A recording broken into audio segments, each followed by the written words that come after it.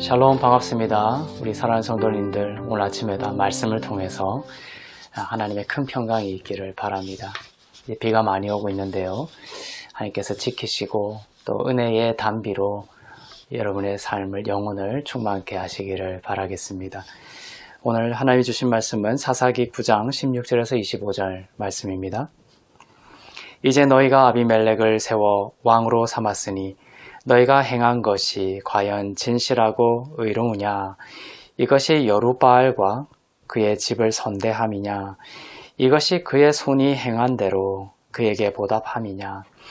우리 아버지가 전에 죽음을 무릅쓰고 너희를 위하여 싸워 미디안의 손에서 너희를 건져냈거늘 너희가 오늘 일어나 우리 아버지의 집을 쳐서 그의 아들 70명을 한 바위 위에서 죽이고 그의 여종의 아들 아비멜렉이 너희 형제가 된다고 그를 세워 세겜 사람들 위에 왕으로 삼았도다. 만일 너희가 오늘 여룻바알과 그의 집을 대접한 것이 진실하고 의로운 일이면 너희가 아비멜렉으로 말미암아 기뻐할 것이요 아비멜렉도 너희로 말미암아 기뻐하려니와 그렇지 아니하면 아비멜렉에게서 불이 나와서 세겜 사람들과 밀로의 집을 살을 것이요 세겜 사람들과 밀로의 집에서도 불이 나와 아비멜렉을 살을 것이니라 하고 요담이 그의 형제 아비멜렉 앞에서 도망하여 피해서 브엘로 가서 거기에 거주하니라. 아비멜렉이 이스라엘을 다스린 지 3년에 하나님이 아비멜렉과 세겜 사람들 사이에 악한 영을 보내심에 세겜 사람들이 아비멜렉을 배반하였으니 이는 여룻바알의 아들 70명에게 저지른 포악한 일을 갚되 그들을 죽여 피 흘린 죄를 그들의 형제 아비멜렉과 아비멜렉의 손을 도와 그의 형제들을 죽이게 한 세겜 사람들에게로 돌아가게 하심이라. 세겜 사람들이 산들의 꼭대기에 사람을 매복시켜 아비멜렉을 엿보게 하고 그 길로 지나는 모든 자를 다 강탈하게 하니 어떤 사람이 그것을 아비멜렉에게 알리니라. 아멘. 사사 기드온에게 아비멜렉이라고 하는 아들이 있었습니다. 본처 말고 첩의 아들이었습니다. 기드온은 많은 첩이 있었고 그 사이에서 많은 자녀들이 있었습니다. 이 아비멜렉은 세겜 출신인 그 여자 첩에게서 난 아들이었습니다. 아비멜렉은 기드온 가문을 배반하고 스스로 왕이 되고자 했습니다. 그래서 기드온의 아들 70명을 즉 자기의 형제들이죠. 배다른 형제들이죠. 70명을 한 바위 위에 올려놓고 공개 처형을 했고 자기의 그 외가 쪽인 엄마 쪽인 그 세겜 지역의 사람들을 선동하여서 같은 어떤 혈연 관계가 있으니까 그 사람들을 선동해서 추동했고 세겜 사람들은 이 아비멜렉을 자신들의 왕으로 세웠던 것입니다. 오늘 본문에서는 기드온이라는 이름이 안 나오고요. 기드온의 별명인 여룻바알의 이름으로 나오고 있습니다. 여룻바알이라는 그 이름은 별명은 기드온이 그 지역의 우상인 그 바알의 제단을 회파했기 때문에 붙여진 기드온의 별명이었습니다. 하나님이 아닌 바알, 즉 우상을 나의 왕이요 또 나의 주로 섬기는 것은 구원받지 못할 일이죠. 그런데 아버지 기드온에게 약속하신 하나님의 언약을 배반하고 자기의 형제들을 죽인 이 아비멜렉의 가장 핵심되는 잘못은 무엇이냐? 그것은 바로 하나님을 떠나 우상을 숭배했던 것입니다. 그가 바알 우상을 섬기게 되었다는 것이죠. 아비멜렉을 왕으로 세운 세겜 사람들도 아비멜렉과 함께 바알 우상을 섬겼습니다. 오늘 4절에 보면 바알이라는 이름이 등장하죠. 바알브릿 신전에서 은 70개를 내어 그에게 주매 아비멜렉이 그것으로 방탕하고 경박한 사람들을 사서 자기를 따르게 하고 이렇게 기록되어 있습니다.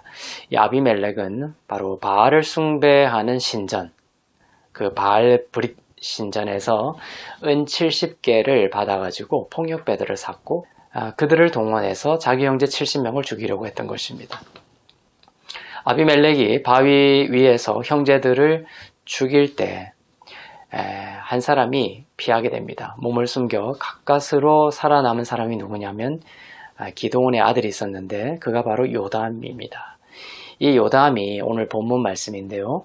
이 요담이 산에 올라가서 그리신산에 올라가서 세겜 사람들을 향해서 오늘 본문 말씀처럼 저주를 하고 있는 것입니다. 세겜 사람들을 향해서 17절 18절에서 우리가 볼 수 있듯이 이 요담은 세겜 사람들에게 어떻게 저주를 하냐 하면은 아버지 기드온이 미디안으로부터 어떻게 너희를 구했는지 아느냐, 목숨을 바쳐서 미디안으로부터 세겜 사람들 너희들을 구원하였는데 너희가 그 은혜를 배반하고 형제들을 바위 위에서 죽이기까지 한 아비멜렉을 왕으로 세우다니, 그리고 우상을 섬기다니, 아비멜렉에게서 불이 나와서 너희를 사르게 될 것이다. 그리고 세겜 사람과 또 세겜의 그 망대 역할을 하며 세겜과 연합했던 그 밀로에게서 역시 불이 나와서 아비멜렉을 사르게 될 것이다. 서로 불이 나와서 사르게 될 것이다. 망하게 될 것이다. 이렇게 저주를 했던 것이죠. 17절과 18절을 볼까요? 우리 아버지가 전에 죽음을 무릅쓰고 너희를 위하여 싸워 미디안의 손에서 너희를 건져냈거늘 너희가 오늘 일어나 우리 아버지의 집을 쳐서 그의 아들 70명을 한 바위 위에서 죽이고 그의 여종의 아들 아비멜렉이 너희 형제가 된다고 그를 세워 세겜 사람들 위에 왕으로 삼았도다. 이렇게 저주를 하는데 이 저주가 결국 이루어지게 됩니다. 하나님이 악한 영을 보내시죠. 세겜 사람들과 또 아비멜렉 가운데 악한 영을 보내셔서 세겜 사람들이 아비멜렉을 배반하게 하고 이로 인해서 서로 칼을 겨누게 됩니다. 그리고 아비멜렉도 한 여인이 떨어뜨린 맷돌 윗짝에 머리를 맞아서 그 두개골이 깨어집니다. 그렇게 해서 죽임을 당하게 되죠.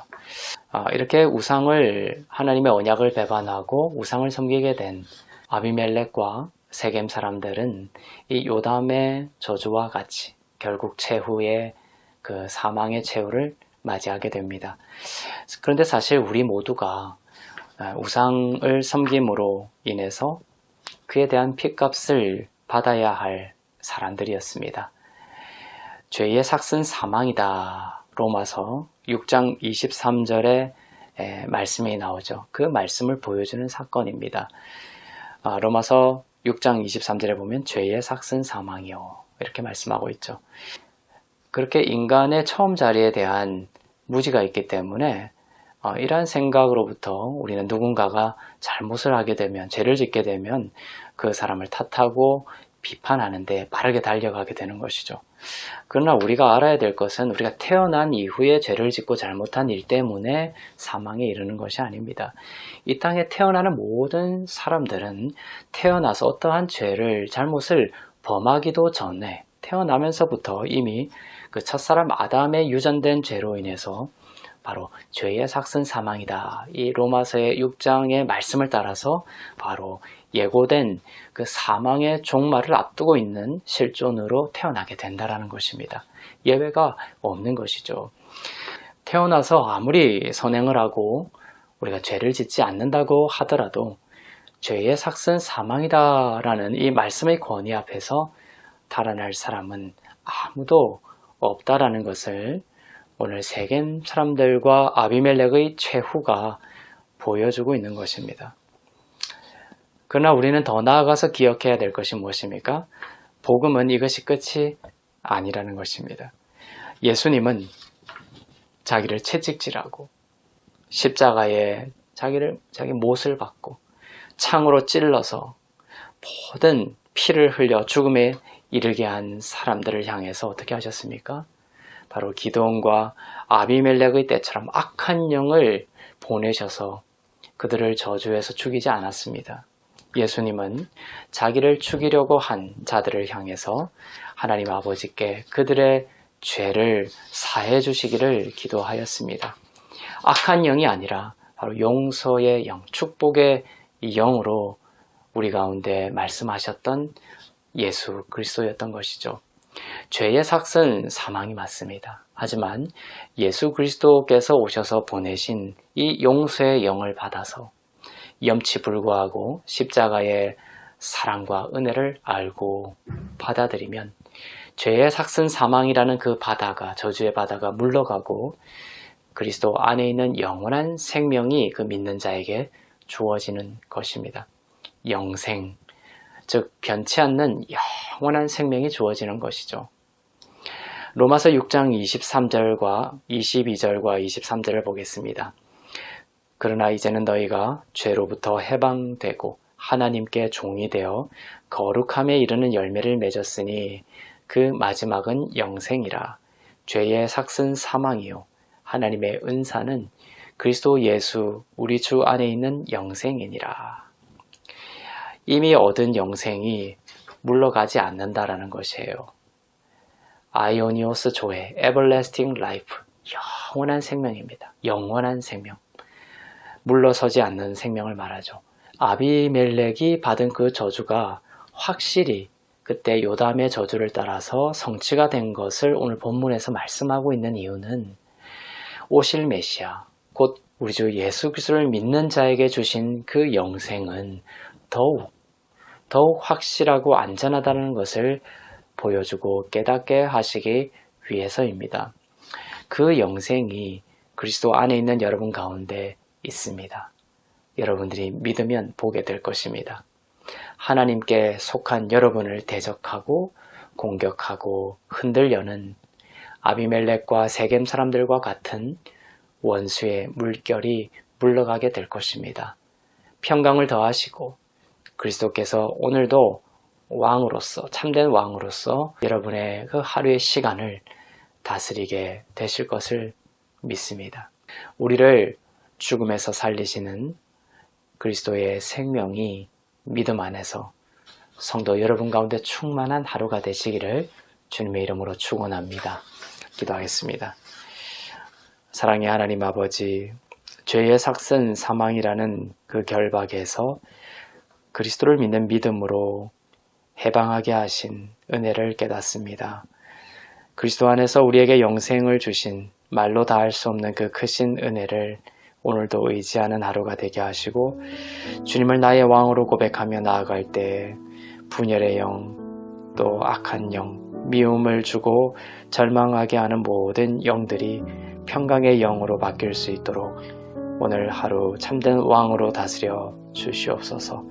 감사드리며 우리 주 예수 그리스도의 이름으로 기도하옵나이다. 아멘.